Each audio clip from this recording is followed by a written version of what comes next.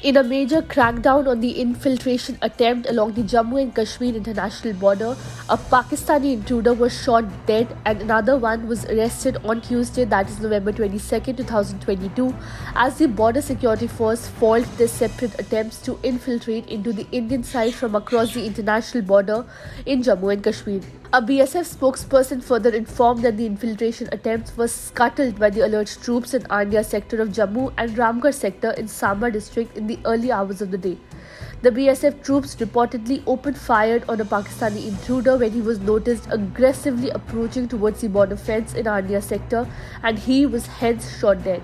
He was challenged to stop, but he did not pay any heed. Finding no other alternative, the troops fired and killed him, the spokesperson informed. The BSF officer further said that the area has been cordoned off and a search operation is underway. In another almost similar incident, the spokesperson said that the BSF troops apprehended a Pakistani intruder as he approached the fencing after crossing the international border in Ramgarh sector. He was brought inside the Indian side of the fence after opening the gate. Nothing incriminating was found from his possession so far, the spokesperson said. He further informed that the entire area in both the sectors is being thoroughly searched. Last month, a Lashkar-e-Taiba terrorist was killed as the security forces foiled an infiltration bid along the line of control in Kupwara district of Jammu and Kashmir, a defense spokesperson said.